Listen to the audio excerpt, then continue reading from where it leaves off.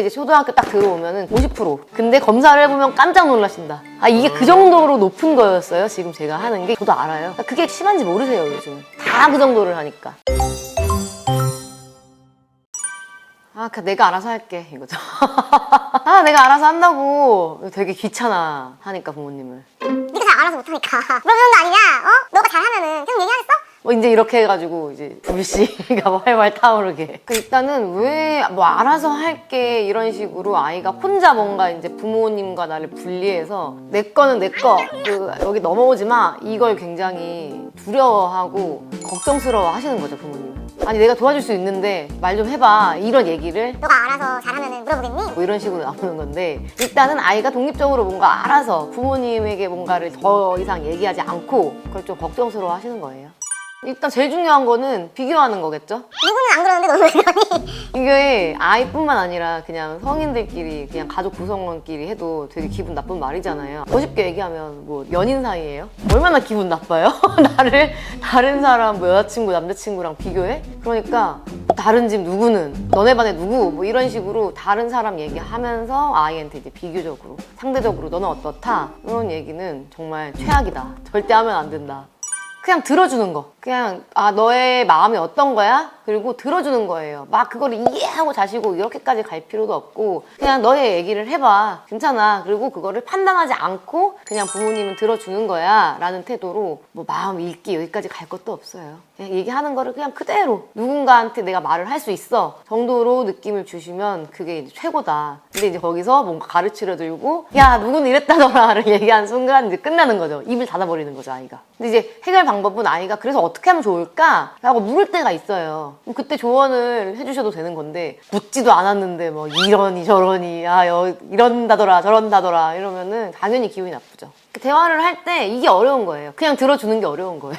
자꾸 간섭을 하고 싶고 답을 내려주고 싶고, 그게 이제 도와주고 싶은 마음인 건데, 사실은 친구랑 대화할 때 생각해보면 돼요. 친구한테 막 야, 이렇게 해봐 저렇게 해봐를 계속하면 말하는 사람도 지칠 수 있잖아요. 아니, 내가 뭐 도움을 구하려고 시작한 것도 아닌데. 그렇지 않겠어요? 그런데 이제 자녀한테는 어리고 나의 아이라는 이유로 자꾸 이제 부모님의 생각을 정답이야, 이렇게만 하면 돼, 가이드를 너무 심하게 주는 거예요. 답이 없는 문제에 대해서도, 그냥 아이의 생각을 듣기만 해도 되는 문제에 대해서도 이거 왜 그렇게 생각하냐라고까지 이제 막 아니다라고 얘기를 하는 거죠. 그렇게 생각하니까 뭐뭐 한 거야, 뭐 이런 식으로. 그렇게 하시면은 아이가 다시 말하지만 입을 닫아버립니다.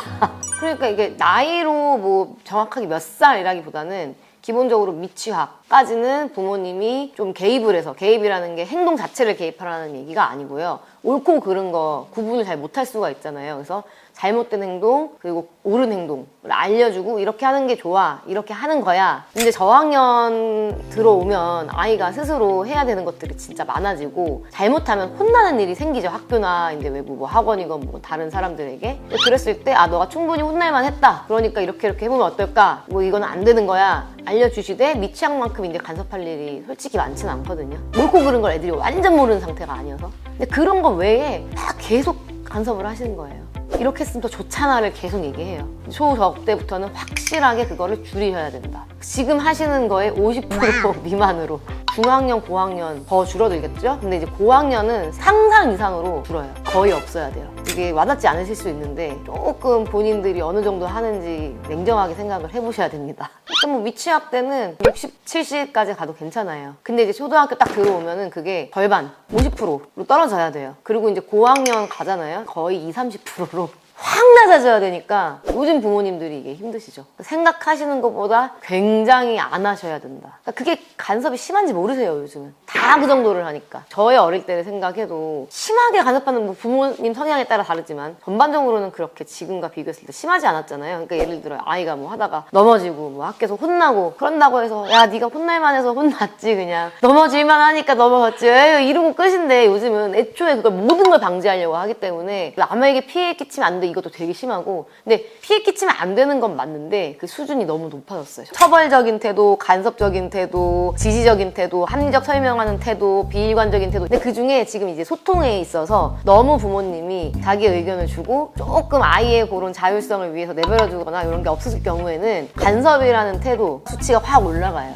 요거를 낮춰야 소통이 이제 조금 편안해지고 아이와 그 아이가 마음을 여는 그게 커지는 거죠. 전반적으로 다 간섭을 많이 하시는데 모르고 오신다. 근데 검사를 해보면 깜짝 놀라신다. 아, 이게 그 정도로 높은 거였어요. 지금 제가 하는 게 이 정도 다 하는데 저도 알아요. 그 정도 다 하신다는 거를. 근데 누구나 한다고 그게 이상적인 건 아니니까. 그걸 빨리 캐치해서 수정하는 부모님들이 아이와 관계를 지속적으로 오래 가져갈 수 있는 거죠. 이 질문은 많이 받아요.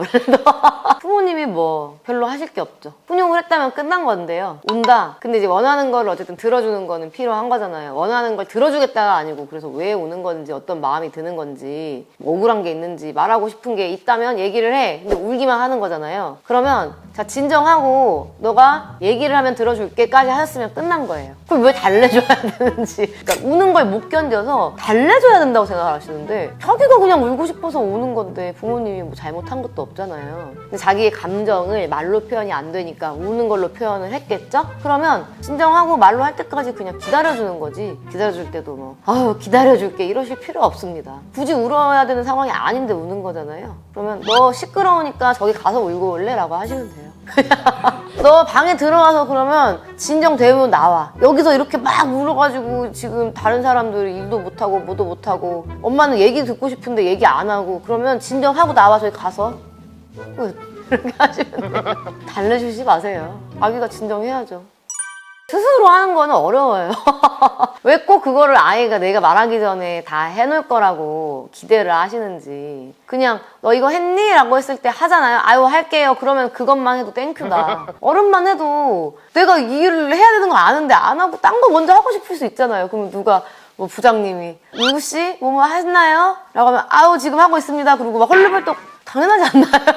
내가 말하기 전에 아이가 물론 하면 좋죠. 근데 안 한다고 해서 그걸 열받을 건 아니라는 거예요. 한 번 말했는데 했니 했는데 할게요 라고 안 했어요. 그러면 이제 엄마가 말한 거 약속을 안 지킨 거니까 뭐라고 할 수는 있는데 아무 얘기도 없는데 자동으로 해놔가지고 엄마 저 짠 했어요 이거를 기대하시는 그 기대치가 잘못됐다. 내 기준이 높으면 화날 일이 너무 많아요. 그렇지 않을까요? 막 오자마자 엄마가 말 안 했는데 손 씻고 막 쫙 샤워하고 좋죠. 근데 이제 너 손 씻고 샤워하자 말을 했는데 하면은 그것도 나쁘지 않잖아요. 근데 뭐 완벽하게 말하기도 전에 하는 아이를 상상하시면서 여기 비교하죠. 누구는 알아서 다 한다더라. 요즘 4학년은 다 혼자 한다더라. 너만 이런 것 같아. 내가 TV에서 봤는데. 이런 순간 이제 최악이 되는 거죠. 너무 이상적인 기준을 세우시지 말고 기대치를 낮추셔야 된다. 예를 들면 뭐 비교하자면 이런 건데 학교에서 내가 수학 문제 풀고 있었어요. 근데 옆에 어떤 애가 야 너 이거 틀렸다 이렇게 답 이거야 라고 했더니 다른 애가 또 와가지고는 아니야 그거 아니야 네가 방금 말한 것도 답 아니야 내게 맞아 하면서 자기 답을 말했어요. 둘이 갑자기 내 답이 맞아 아 내 답이 맞아 너 계산 어떻게 했냐 뭐 바보 같은 소리야 싸우는 거야 갑자기. 나는 그냥 문제 풀고 있던 사람 1인데 얘네들이 지들이 싸우다가 야 네가 수학 문제 풀고 있어가지고 우리가 싸웠잖아 이거랑 똑같은 거잖아요 지금. 그러니까 이게 지금 말이 안 되는 거예요. 부모님이 부모님 의견 달라가지고 싸웠는데 왜 애한테 화풀이를? 그런 말을 일단 1번 안 하셔야 되는 거고 2번은 만약에 잘못을 했다면 미안하다 정확히 근데 그게 뭔지 그냥 아유 미안해 이러면 괜히 자존심 세워서 하기 싫은 말 딱 던지는 것 같으니까 정확하게 무슨 상황인지에 대해서 얘기하고 너랑 관련 없는데 지금 엄마 아빠가 기분이 안 좋은 걸 너한테 괜히 화를 냈네? 라고 얘기를 하시면 되죠. 그냥 너가 무슨 말 하려고 하는지 하고 싶은지 들어보고 싶어 이거 언제든 말을 해줘도 돼 하고 싶을 때 라는 태도를 적극적으로 보여주시는 게 중요한 거예요. 꼬치꼬치 캐묻는 게 중요하신 게 아니고 아이들이 말하기 싫어하는 이유는 말을 했을 때 돌아오는 피드백 때문인 거거든요. 우리도 그렇잖아요. 내가 이 얘기했을 때 이 사람이 뭐라고 할까가 걱정되면 애초에 말 안 하게 되니까 그런 태도 자체를 안 가지시고 무의 상태 판단이 전혀 없는 상태로 들을 준비가 돼 있다라는 모습만 많이 아이에게 보여주시면 좋을 것 같아요.